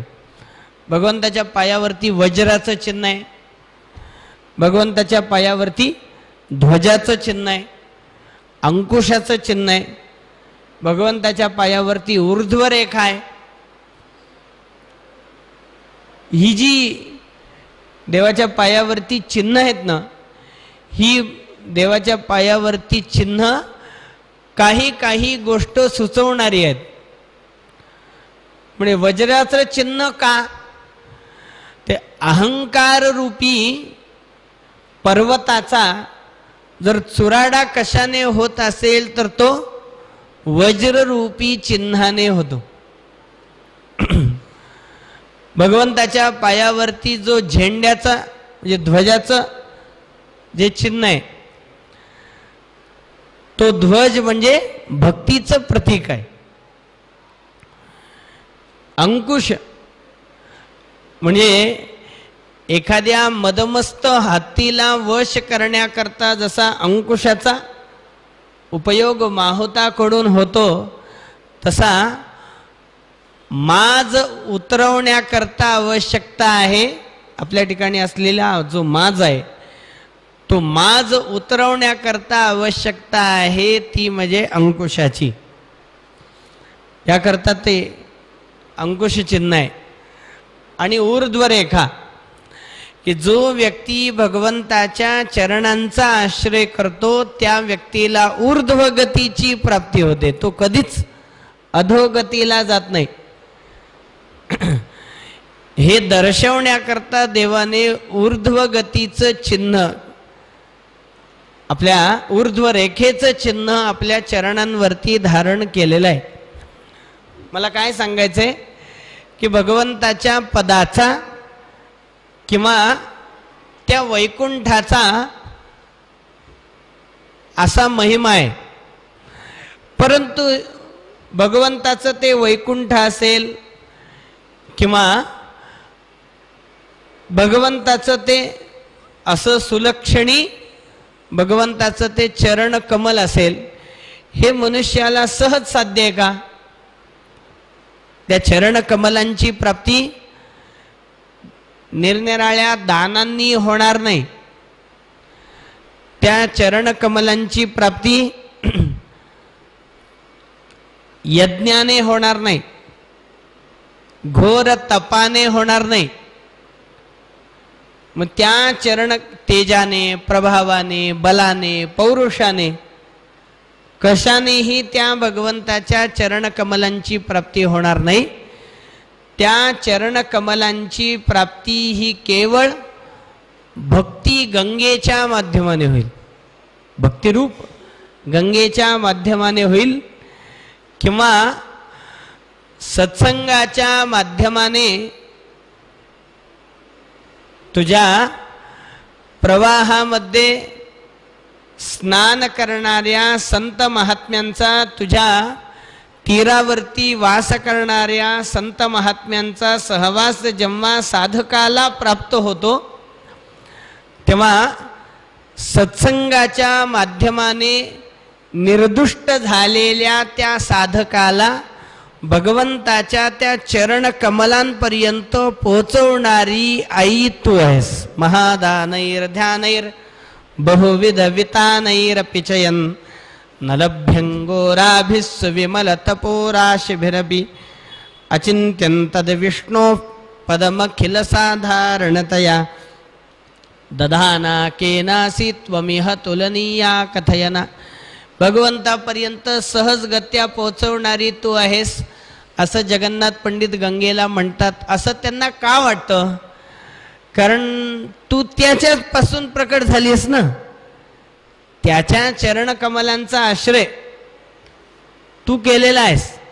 जेथे लक्ष्मीचा वास, गंगा आली पापानास, तुझी पाऊले सुकुमार, तेथे मन माझे भ्रमर.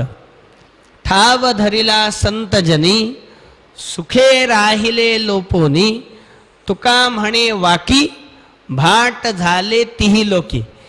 तुकोबाराय म्हणतात की देवाच्या पायामधले तोडे जर कोण असेल, देवाच्या पायातले तोडे जर कोण असेल तर ती गंगा आहे. गंगा पुनीत तुझियाच पदाश्रयाने. गंगेला सुद्धा पावित्र्य कशामुळे? भगवंताच्या चरण रजातून ती प्रकट झालेली आहे म्हणून ती पवित्र आहे. म्हणजे जिने भगवंताच्या चरणांचा आश्रय केलेला आहे, जी भगवंताच्या चरणांपर्यंत आहे, तिच्यापर्यंत जर आपण गेलो तर चरणापर्यंत आपण जाणारच की नाही. त्यामुळे त्या विष्णू पदापर्यंत पोचवणारं तप नाही, ध्यान नाही, यज्ञ नाही किंवा कर्मही नाही.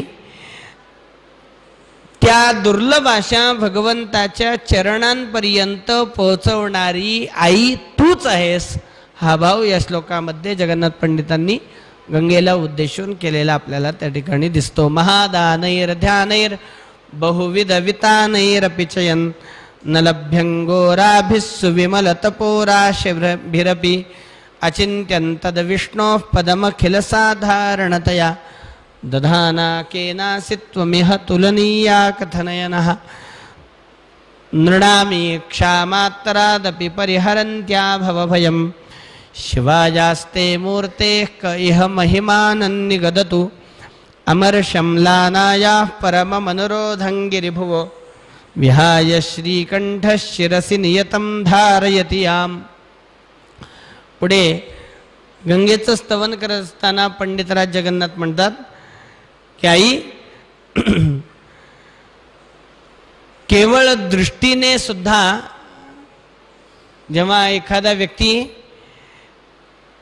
केवळ तुला पाहतो, तुझ्या प्रवाहाला जेव्हा एखाद्या व्यक्तीकडून पाहिलं जातं तेव्हा तुला पाहिल्यानंतरच त्याचं संसार भय नष्ट होत. शिवायास्ते मूर्तेः क इह महिमानन्निगदतु किंवा आपल्या प्रवाहाला केवळ पाहणाऱ्या व्यक्तीला निष्पाप करणारी तू, निश्चिंत करणारी तू, असं तुझं महात्म्य मी कोणत्या शब्दात वर्णन करू. म्हणे तुझा एवढा प्रभाव आहे, भगवान शंकरांच्या मांडीवरती पार्वती आहे आणि तू आहेस भगवान शंकरांच्या जटेमध्ये. कालही आपण सांगितल्याप्रमाणे भगवान शंकरांनी जटेमध्ये तुला धारण केल्यामुळे माता पार्वती अतिशय क्रोधाविष्ट झाली, रागावली. आपल्या स्त्रीचा क्रोध कोप शांत करणं हे पतीचं कर्तव्य असताना भगवान शंकर मात्र पार्वतीच्या विषयी अनुनय न करता तिला शांत करण्याचा प्रयत्न न करता तुला आपल्या जटेमध्ये आणखीन गच्च तुला आपल्या जटेमध्ये ते बांधून ठेवतात. आणि याच्यावरूनच तुझा प्रभाव हा सगळ्या जगामध्ये कसा आहे हे सिद्ध होत.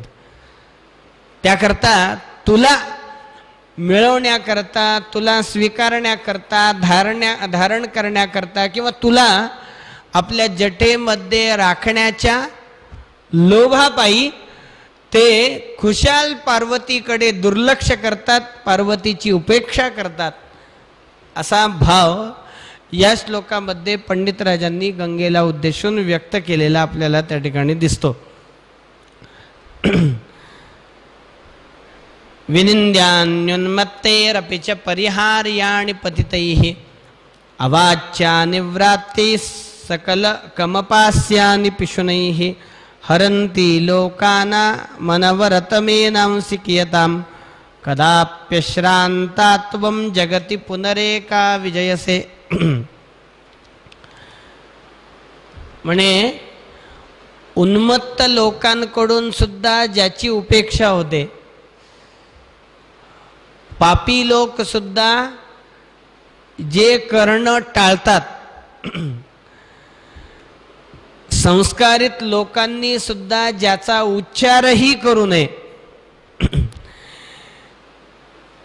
जे ऐकल्यानंतर दुष्टांच्या शरीरावरती सुद्धा काटा येतो,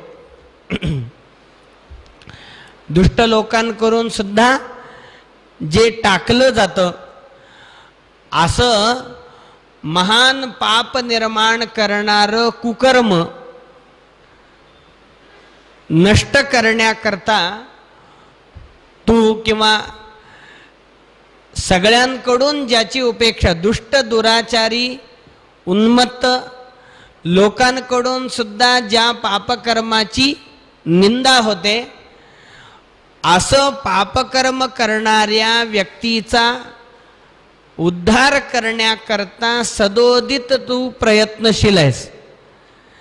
आणि म्हणून मला असं वाटतं की ह्या जगामध्ये सगळ्यात कार्यशील, प्रयत्नशील आणि अथक कार्य करणारी जर कोण आहेस तर तू केवळ एकटी तू आहेस. आणि म्हणून सदोदित तू नेहमी सगळ्या जगाला वंदनीय आहेस किंवा नेहमी तुझा सर्वत्र विजय होतो. बघा, काही कर्म अशी सांगितलेली आहेत की जी कर्म करण्याकरता उन्मत्त लोक सुद्धा धजत नाहीत, कारण त्या कुकर्मांचा प्रभावच एवढा असतो. दुष्ट दुराचारी लोक सुद्धा त्या कुकर्माकडे वळत नाहीत. म्हणजे किंवा ते कुकर्म केल्यानंतर दुष्ट दुराचारी लोकांच्या शरीरावरती सुद्धा काटा येतो, रोमांच येतं त्यांना सुद्धा, ते सुद्धा ते करायला धजत नाहीत.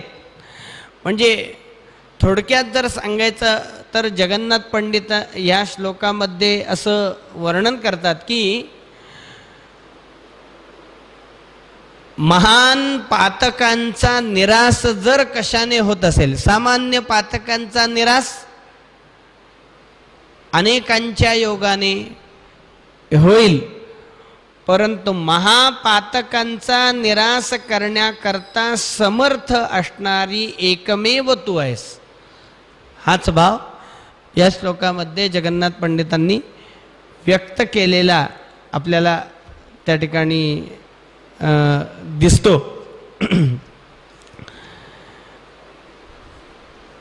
त्यानंतर 14व्या श्लोकामध्ये गंगेचं स्तवन करत असताना जगन्नाथ पंडित म्हणतात, स्खलंती स्वरलोकात अवनितलशोकापहृतये जटाजूटग्रंथो यदसि विनिबद्धा पुरभिदा अये निर्लोभानां अपि मनसि लोभं जनयतां गुणानामेवायं तव जननि दोषः परिणतः. बघा, पहिल्यांदा या श्लोकाचा जर सरळ भावार्थ जर ध्यानात घ्यायचा म्हणला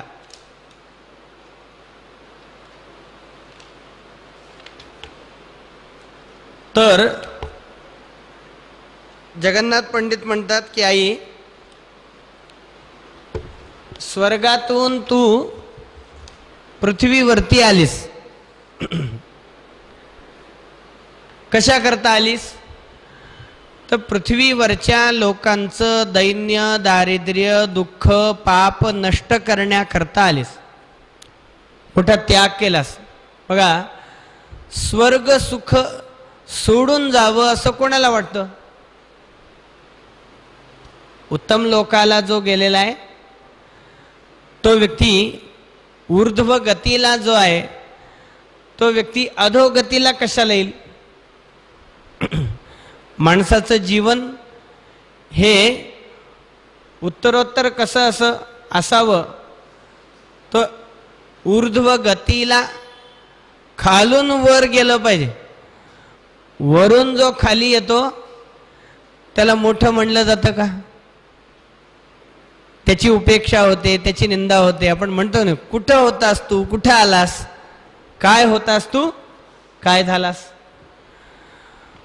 परंतु तू मात्र ती ऊर्ध्वगती सोडून अधोगतीला आलीस. का आलीस? बघा, संतांचं मोठेपण याच करताय. तुकोबारायांनी सुद्धा वर्णन केलेलं आहे की आम्ही वैकुंठवासी आलो याची कारणासी, बोलले जे ऋषी साच भावे वर्ताय. आम्ही कुठं राहणारे आहोत? आम्ही वैकुंठामध्ये राहणारे आहोत. आम्ही आमच्या कर्माने आम्ही ऊर्ध्वगती प्राप्त केली, सद्गती प्राप्त केली, परंतु आम्ही विचार केला की आम्ही जर इथं रमून राहिलो तर सामान्यांचं कसं होईल. आणि म्हणून सामान्य लोकांना सुख देण्याकरता, त्यांना दुःखमुक्त करण्याकरता सज्जन व्यक्ती, मोठे लोक नेहमी प्रयत्नशील असतात. हा जो सज्जनांचा स्वभाव, तोच सज्जनांचा स्वभाव तुझाही असल्या कारणाने पृथ्वीवरील दुःख हरण करण्यासाठी तू स्वर्गातून खाली उडी घेतलीस. खाली यायला लागलीस, परंतु तू अडकलीस भगवान शंकरांच्या जटेमध्ये. वास्तविक पाहता भगवान शंकर कसे आहेत? तर भगवान शंकर हे सर्वगुण संपन्न ईश्वर आहेत, निर्लोभी आहेत. त्यांना कशाची अपेक्षा आहे का? आपल्याकडे जे आहे ते सगळं त्यांनी दुसऱ्याला देऊन टाकलं. आपण म्हणतो ना, महिमना स्तोत्रामध्ये पुष्पदंतांनी सुद्धा वर्णन केले.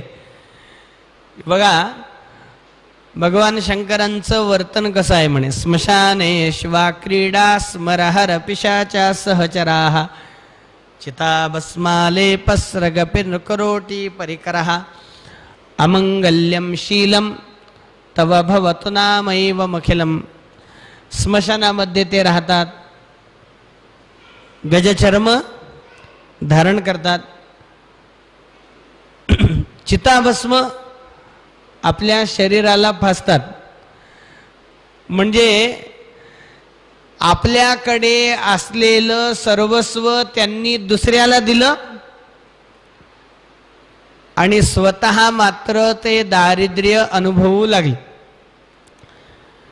समुद्र मंथनातून आलेल्या रत्नांचा स्वीकार इतरांनी केला आणि विष मात्र भगवान शंकरांच्या वाट्याला आलं. म्हणजे ते कसे आहेत की निर्लोभी आहेत.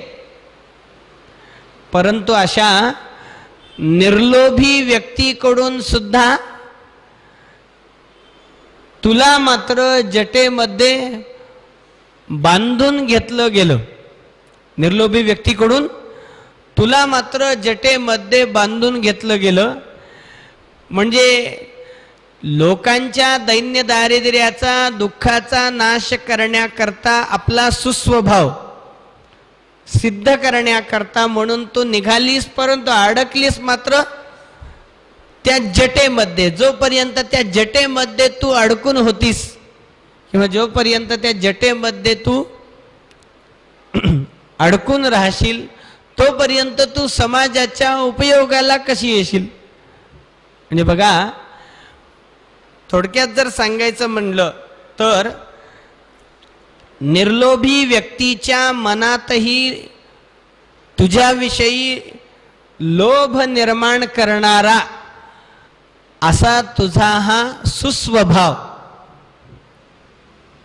हा तुझ्या करता इथे बंधनाला, तुझाच सुस्वभाव निष्पाप करण्याचं सामर्थ्य असणारी तुझी जी गुणवत्ता आहे, ती गुणवत्ता तुझ्या करताच इथे दोष झालेली आहे.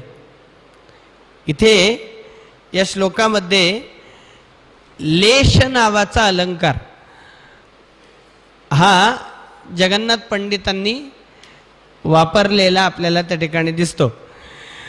या लेशाचं स्वरूप असं सांगितलेलं आहे की लेशस्यात गुणदोषयोः गुणदोषत्व कल्पनम.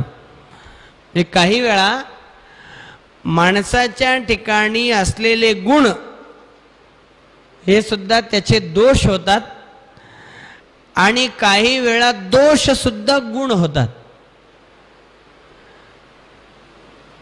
समाजाच्या दैन्य दारिद्र्याचा नाश करण्याकरता तू धावून आलीस,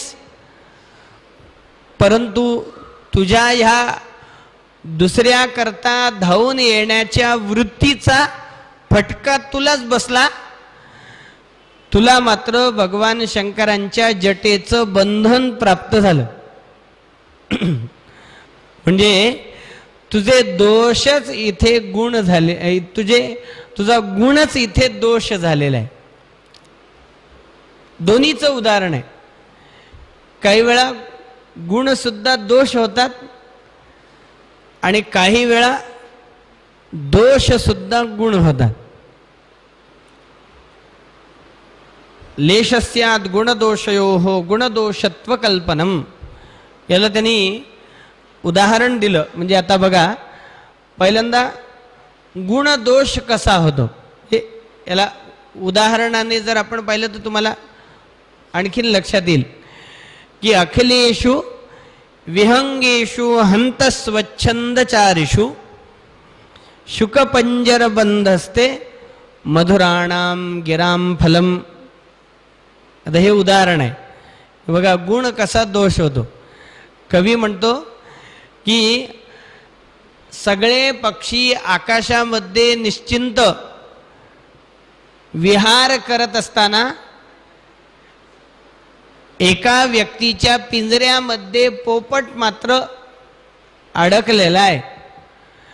आता तुम्ही मला सांगा, इतर पक्ष्यांप्रमाणे तो पोपट विहार का करू शकत नाही?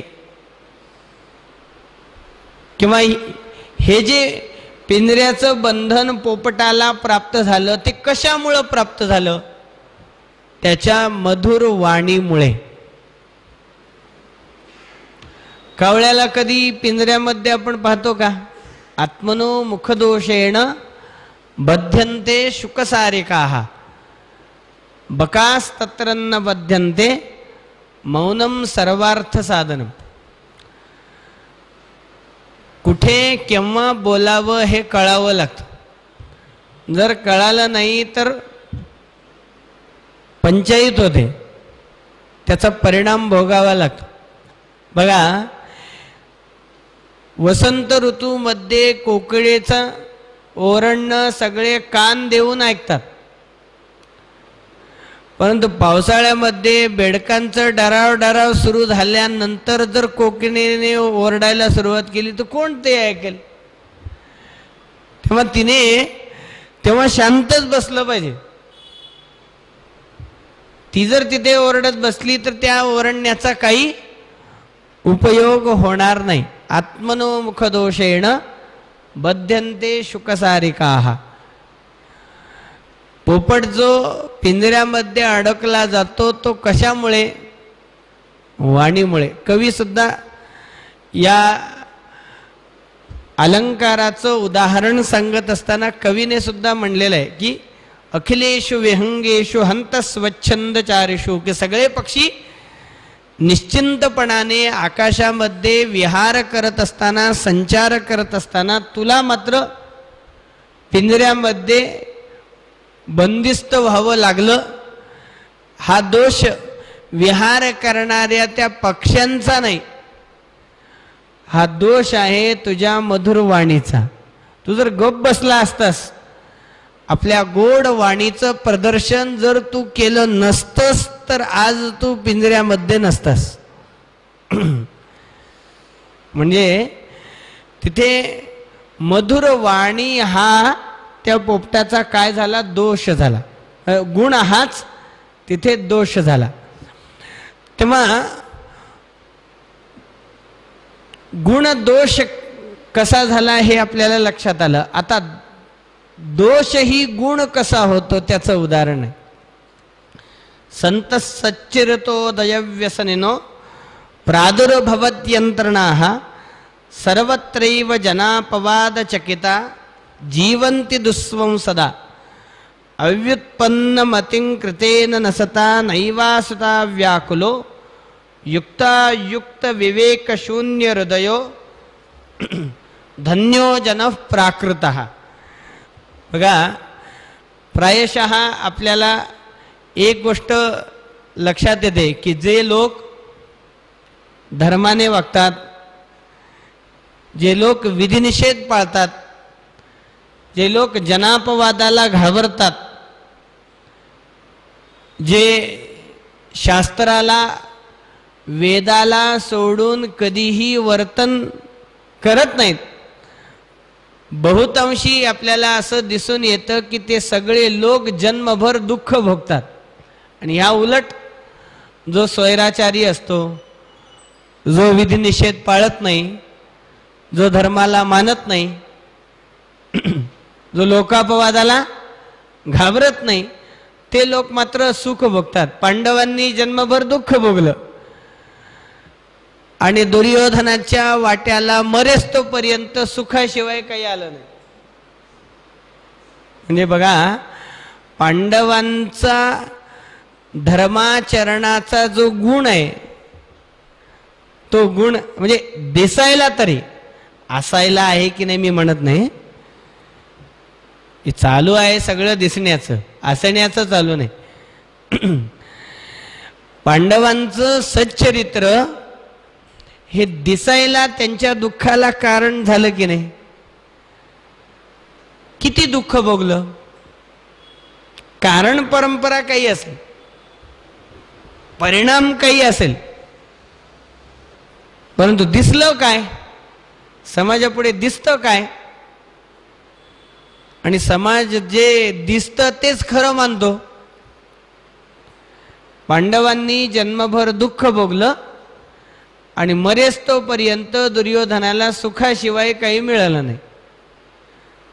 म्हणजे पांडवांकरता दिसायला त्यांनी केलेलं धर्माचरण, पांडवांकरता तिथे त्यांचं धर्माचरण दोष होतं, आणि कुकर्माचरण हा जो दोष आहे तो दुर्योधनाकरता मात्र गुण होतो. तेव्हा लेश नावाचा अलंकार हा तेव्हाच वापरला जातो की जेव्हा गुण काही वेळ लेशस्याद गुणदोषयोः गुणदोषत्व कल्पनम, की जेव्हा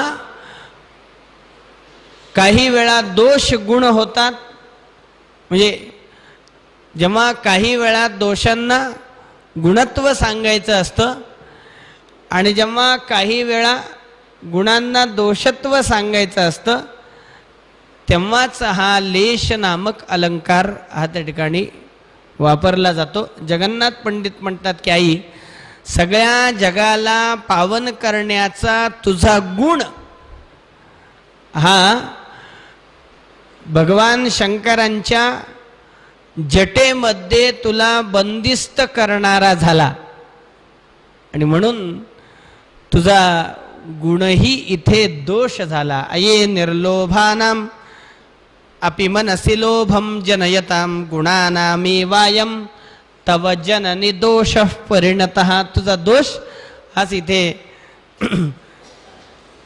तुझा गुण हाच इथे दोष झालेला आहे असं त्या ठिकाणी दिसतं. जडानंदान पंगून प्रकृती बधिरानुक्त विकलान ग्रहग्रस्तानस्ता खिलत ऋतनिस्तार सरणीन निलिंपैर निर्मुक्ता नपिच निरयांतर निपतितो नरानंबत्रातुम त्वमिह परमं भेषजमसी. आई, जे अज्ञानी आहेत, जे आंधळे आहेत, जे पांगळे आहेत, जे बधीर आहेत, जे मुके आहेत, जे दुःखी आहेत, कष्टी आहेत, जे निरनिराळ्या पापांनी प्राप्त होणाऱ्या दुःखांनी ग्रस्त आहेत, ज्यांच्या कर्मामुळे, ज्यांच्या स्वभावामुळे, ज्यांच्या वृत्तीमुळे निरनिराळ्या देवतांकडून सुद्धा ज्यांची उपेक्षा होते, अशा सगळ्या लोकांना तारक असणारी एकमेव जर कोण असेल तर ते तू आहेस. आणि म्हणून अशा या सगळ्या लोकांकरता जणू काही तू औषधच आहेस. त्वमी हा परमम भेषजमसी. कारण बघा, आपण कालही निरूपणाच्या अनुषंगाने सांगितलं, दासगणू महाराज म्हणतात की पुनीत जनतारिल्या तव महत्व ते कायस. जे पुनीत आहेत, जे सज्जन आहेत, जे धार्मिक आहेत, जे सत्शील आहेत, अशा लोकांकरता तुझी काय गरज आहे? तुझी गरज कोणाला आहे? तर सगळ्यांकडून ज्यांची उपेक्षा झालेली आहे, निरनिराळ्या पापांमुळे सगळ्यांनी ज्यांना दूर केलेलं आहे, अशा लोकांकरता तारक जर कोण असेल तर ते केवळ तू आहेस. ज्यांना सगळ्यांनी त्यागलेलं आहे, अशा लोकांकरता जर उद्धारक जर कोण असेल तर ते तू आहेस. आणि म्हणून अज्ञानी, अंध, पांगळे, मुके, दुःखी, कष्टी, ग्रहांच्या बाधेने बाधित झालेल्या अशा लोकांकरता तू उत्तम अशा प्रकारची एक औषध आहेस. आणि म्हणून आई, माझ्याकरता सुद्धा त्राता दुसरा कोणी नाही. मी सुद्धा सगळ्यांकडून उपेक्षित असा एक पापी व्यक्ती आहे. आणि म्हणून माझं हे पापरूपी रोग जर कशाने जर संपणार असेल तर तुझ्या प्रवाहरूपी औषधानेच माझा हा पापरूपी रोग हा संपण्याची शक्यता आहे. आणि म्हणून माझ्यासारख्या रोगी व्यक्तीची उपेक्षा तुझ्यासारख्या वैद्याला करणं शक्य नाही. आणि वैद्याने रोग्याची उपेक्षाही कधी करू नये. आणि म्हणून मला निष्पाप करण्याकरता, या दुर्गती रूपी रोगातून मुक्त करण्याकरता, दैन्य दारिद्र्य रूपी रोगातून मुक्त करण्याकरता, माझ्या कर्माने जी माझी उपेक्षा होते आहे, माझ्या कर्माने जी माझी अहवेलना होते आहे, माझ्या कर्माने जो माझा अपमान होतो आहे, या सगळ्या अहवेलना, अपमान रूपी रोगातून मुक्त करण्याकरता औषधाच्या रूपामध्ये माझ्याकरता आई तू धावून ये, अशी प्रार्थना या श्लोकामध्ये पंडितराजांनी गंगेला उद्देशून केलेली आपल्याला त्या ठिकाणी दिसते. आणखीन पुढे जगन्नाथ पंडित गंगेचं कशा प्रकारे स्तवन करतात हे आपल्याला पाहायचं आहे, श्रवण करायचं आहे. उद्याच्या निरूपणामध्ये गंगेच्या स्तवनाचा हा भाग आपण श्रवण करू.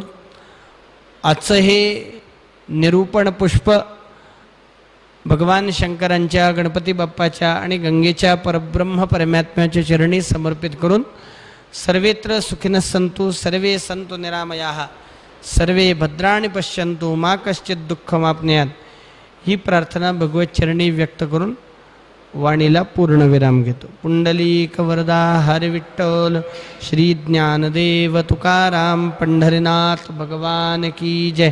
पार्वती पते हर हर महादेव. गणपती बाप्पा मोरया. मंगलमूर्ती मोरया. गंगा माता की जय.